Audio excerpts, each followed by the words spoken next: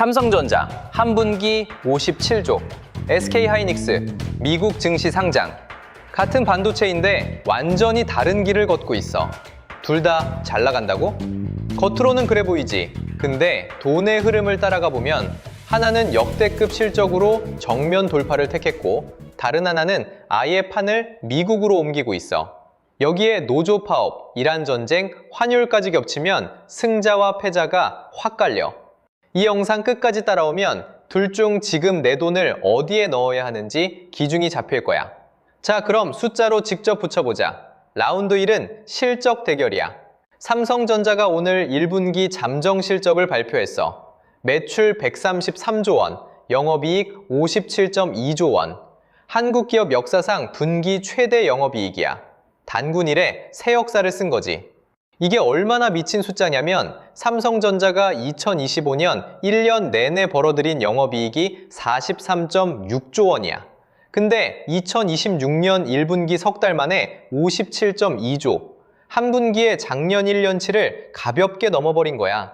작년 매출도 333.6조로 사상 최대였는데 올해는 그 기록마저 깰 기세야. 시장도 예상을 못했어. 증권사들이 예측한 컨센서스가 38조에서 42조 사이였거든? 그걸 36%에서 50%나 뛰어넘었어. 완전 어닝 서프라이즈야. KB증권 같은 데서는 목표가를 36만 원까지 올릴 수 있다고 나왔을 정도야. 전년 동기 대비로 보면 더 놀라워. 매출은 68% 증가, 영업이익은 무려 755%가 뛰었어. 전기 대비로도 영업이익이 185%나 올랐고 이 이익의 90% 이상이 메모리 반도체에서 나왔어. AI가 반도체를 얼마나 빨아들이고 있는지 보여주는 숫자지. 그러면 상대 코너를 볼까? SK하이닉스 1분기 컨센서스는 매출 46.7조 원에 영업이익 31.6조 원이야. 전년 동기 대비 324% 성장. 이것도 보통 숫자가 아니야. 하나증권은 더 높게 봐. 매출 53.5조 원에 영업이익 36.9조 원. 전년 대비 395% 성장을 전망하고 있어. 노무라 기준으로는 올해 연간 영업이익이 256조 원까지 갈 수 있다는 전망도 있어. SK하이닉스의 진짜 강점은 수익성이야. D램 영업이익률이 69%, 전체 영업이익률도 약 61%. 100원어치 팔면 61원이 남는 장사를 하고 있는 거지. 돈을 벌어도 이렇게 효율적으로 버는 회사가 드물어. 그래도 순수 숫자 대결에서는 삼성전자가 압도적이야. 57.2조 대 31.6조. 낙관적으로 봐도 36.9조. 삼성이 SK하이닉스에 거의 2배를 벌었어. 양사 합산하면 2026년 영업이익이 370조에서 400조 원까지 전망되고 있고 반도체가 돈을 찍어내는 시대가 온 거야. 숫자만 보면 삼성이 압도적이야. 근데 주가를 보면 완전 다른 그림이 나와. 그런데 이 역대급 실적, 주가에는 1도 반영이 안 되고 있어. 왜 그런지 보면 소름 돋아. 역대 최대 실적, 그런데 주가는 바닥이야. 이거 뭔가 이상하지 않아? 삼성전자 주가부터 보자. 2월에 21만 6,500원까지 올랐었어. 근데 지금은 19만 3,100원, 약 20%가 빠졌어. 역대 최대 실적을 찍었는데 주가는 오히려 떨어진 거야. 증권사들이 매긴 목표 주가는 25만 원에서 32만 원 사이야. 지금 주가랑 비교하면 30%에서 40%나 할인된 상태지. SK하이닉스도 마찬가지야. 2월에 106만 1,000원까지 갔다가 88만 5천원까지 떨어졌어. 16.6% 하락. 목표 주가가 150만 원에서 193만 원인데 지금 주가는 그 절반 수준이야. 40%에서 54%나 싸게 거래되고 있어. 둘 다 실적은 역대급인데 주가는 바닥. 대체 누가 이렇게 팔아치운 거야? 돈의 흐름을 따라가 보면 답이 나와. 외국인이야. 외국인이 3월 한 달 동안 코스피에서 30조 원을 팔았어. 역대 월별 최대치야. 삼성전자만 놓고 보면 연초 이후 42조 원 순매도, SK하이닉스도 22조 원 순매도. 왜 이러는 걸까? 환율 때문이야. 원달러 환율이 지금 1,510원이야. 도시 최고가는 1,538원까지 찍었어. 2009년 글로벌 금융위기 이후 17년 만에 최고 수준이거든. 외국인 입장에서 생각해봐. 한국 주식으로 1억을 벌어도 달러로 바꾸면 환율 때문에 훨씬 적어져. 환율이 울타리가 된 거야. 한국 주식이 아무리 싸도 사면 살수록 환전 손해가 커지니까. 여기에 유가까지 겹쳤어. 국제유가 WTI가 112달러를 돌파했어. 하루 만에 11%가 뛴 날도 있었어. 4년 만에 최고치야. 2022년 인플레이션 공포 이후 처음 보는 수준이지. 이란 전쟁이 5주째 이어지면서 호르무즈 해협을 통과하는 원유 운송에 차질이 생긴 거야. 전 세계 해상 원유의 20%가 이 해협을 지나거든. 트럼프가 이란 공격 유예 시한을 오늘까지로 잡아놨는데 이게 어떻게 되느냐에 따라 유가가 더 뛸 수도 있어. 환율은 17년 만에 최고, 유가는 4년 만에 최고, 외국인은 역대 최대 매도. 실적이 아무리 좋아도 이 세 가지가 동시에 터지면 주가가 버틸 수가 없어. 여기까지만 보면 둘 다 똑같이 당하고 있는 것 같지? 근데 SK하이닉스가 꺼내든 카드가 하나 있어. 이 구조를 깨려면 뭔가 게임 체인저가 필요해. 근데 SK하이닉스가 그걸 이미 준비하고 있었어. 3월 24일 SK하이닉스가 미국 SEC에 서류를 하나 냈어. ADR 상장 신청서. ADR이 뭐냐면 한국 주식을 미국에서도 살 수 있게 만든 증서야. 그냥 미국 시장에 출시하는 거라고 보면 돼. 그것도 레벨 3, ADR 중 가장 높은 등급이야. 새 주식을 발행해서 돈까지 모을 수 있는 방식이거든. 조달 규모 10조에서 15조 원. 주간사 라인업을 보면 이게 얼마나 진심인지 알 수 있어. CT, JP모간, 골드만삭스, BofA, 월스트리트 올스타를 다 모았어. 근데 SK하이닉스가 왜 굳이 미국까지 가려는 걸까? 돈의 흐름을 따라가 보면 답이 나와. 지금 같은 메모리 반도체를 만드는 마이크론이라는 미국 회사가 있어. 이 회사의 PBR이 4배야. PBR은 회사 재산 대비 주가가 몇 배인지를 보는 건데 높을수록 시장이 이 회사 미래가 밝다고 평가하는 거거든. SK하이닉스는 2배. 같은 일을 하는데 미국 시장에서 반값 취급을 받고 있는 거야. 미국에 상장하면 이 인식이 바뀔 수 있어. 시장이 이 회사를 더 높게 평가해야겠다고 생각을 바꾸는 거지. 주가가 한 단계 점프하는 효과가 생기는 거야.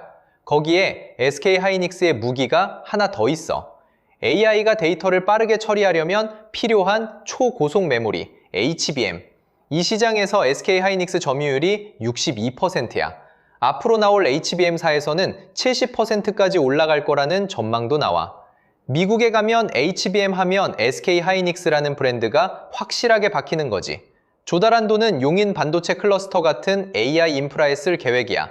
판을 미국으로 옮기면서 투자금까지 확보하는 전략인 거지. 그럼 삼성전자는 뭘 하고 있느냐? 정면 돌파야. 역대 최대 실적으로 밀어붙이는 중이거든. 근데 여기서 하나 짚고 넘어갈 게 있어. 잠깐 무서운 뉴스가 하나 있었어. 3월 24일 구글이 터보컨트라는 기술을 발표했거든. AI가 대화할 때 상대방 말을 잠깐 기억하는 메모장 같은 걸 KV 캐시라고 하는데 이걸 기존 대비 최소 6배나 압축하는 기술이야. 속도는 최대 8배 빨라지고 정확도는 거의 그대로. 메모리 수요가 줄어드는 거 아니야? 당연히 이런 걱정이 나왔지. 근데 여기서 제분스의 역설이라는 게 있어. 19세기에 증기기관 효율이 좋아졌을 때 석탄을 덜 쓸 줄 알았거든. 근데 효율이 좋아지니까 공장이 폭발적으로 늘어나면서 석탄 소비가 오히려 급증했어. 선례도 있어. 2025년 1월 빕시크가 초저가 AI를 발표했을 때 반도체주가 하루 만에 17% 폭락했거든. 근데 그 뒤에 어떻게 됐어? AI 시장은 오히려 더 커졌어. 메모리 시장 성장도 가속됐고 효율이 좋아지면 비용이 떨어지고 비용이 떨어지면 AI를 쓰는 곳이 폭발적으로 늘어나는 거야. 구글만 봐도 올해 AI 투자에 1,750억에서 1,850억 달러를 쏟아붓겠다고 했어. 시장 예상이 1,195억 달러였는데 그걸 완전히 뛰어넘었지. 메타도 자본 지출을 최대 1,690억 달러까지 늘렸고 빅테크가 AI에 돈을 쏟는 구조는 바뀌지 않았어. 여기까지만 보면 SK하이닉스가 한 수 위인 것 같지. 근데 삼성에는 아직 꺼내지 않은 카드가 있어. 그리고 SK에도 숨겨진 리스크가 있어. 근데 잠깐, 4월부터 5월 사이에 터질 수 있는 변수들이 있어. 이게 승부를 완전히 뒤집을 수 있거든. 먼저 삼성전자의 최대 리스크, 노조 파업이야. 3월에 쟁의 투표를 했는데 93%가 찬성했어. 참여한 사람이 6만 6천 명이 넘고 조합원이 7만 명을 돌파했거든. 이 사람들이 4월 23일에 대규모 집회를 열고 5월에 총파업을 예고하고 있어. 요구사항이 뭐냐면 성과급 산정 기준을 투명하게 공개하라는 거야. 성과급 상한도 폐지하고 임금 인상률 7%도 요구하고 있어. 이게 왜 무서우냐? 파업이 현실화되면 영업이익 손실이 최대 9조 원으로 추산돼. 57.2조 벌었는데 9조가 날아갈 수 있다는 거야.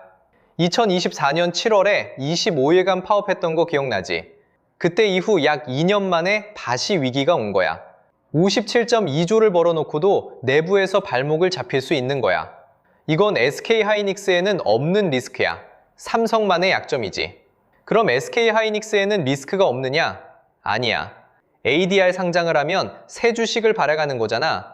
발행 규모가 전체 주식의 약 2.4% 정도야. 기존 주주 입장에서는 내 지분이 살짝 희석되는 거지. 자사주 소각 물량 수준이라 크진 않지만 상장 시점에 따라 주가에 단기 충격은 올 수 있어. 자, 이제 두 회사 모두에 영향을 주는 공통 변수들을 달력으로 정리해 볼게. 진짜 중요한 내용이니까 이 날짜들 꼭 기억해둬. 4월 7일, 바로 오늘이야. 트럼프가 이란 공격 유예 시한을 오늘로 잡았어. 원래 2, 3주 안에 이란을 타격하겠다고 했는데 시한을 하루 더 연장한 거거든. 오만이 중재에 나서고 있지만 결과는 아직 모르는 상태야. 동시에 삼성전자 1분기 장정 실적 발표도 오늘이야. 57.2조라는 숫자가 이미 나왔지. 4월 10일 미국 3월 소비자 물가지수 발표가 있고 같은 날 한국은행 경통위에서 금리를 결정해. 전문가 전원이 2.50% 동결을 예상하고 있어.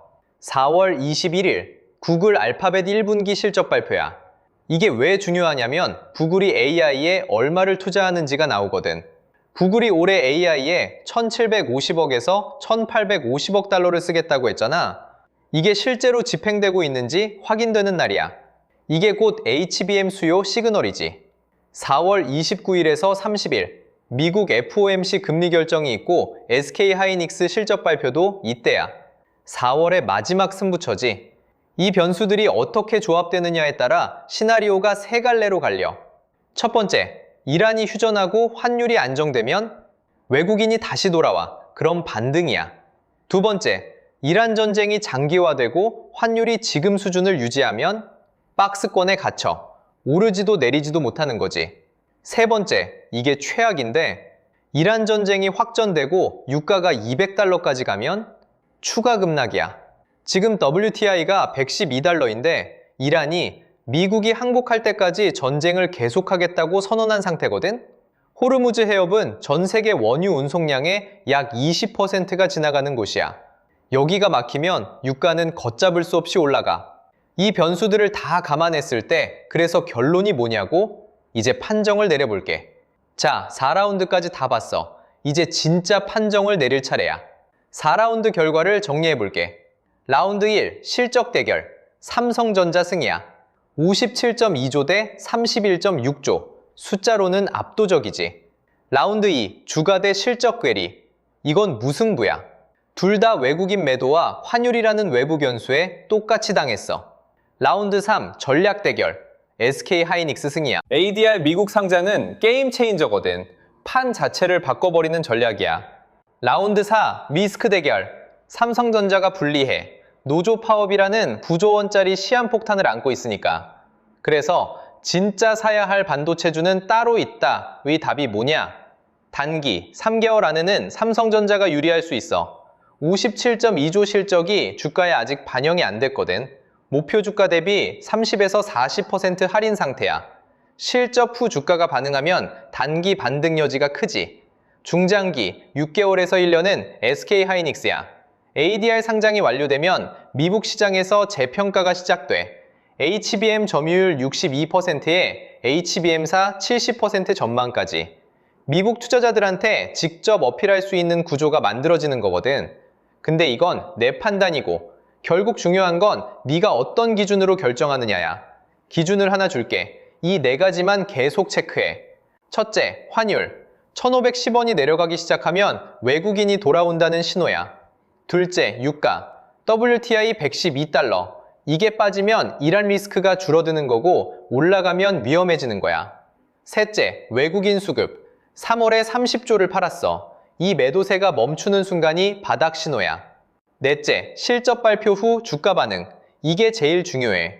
좋은 실적이 나왔는데도 주가가 안 오르면 시장이 더 큰 리스크를 보고 있다는 뜻이야. 반대로 실적 발표 후 주가가 확 움직이면 돈이 들어오기 시작한 거야.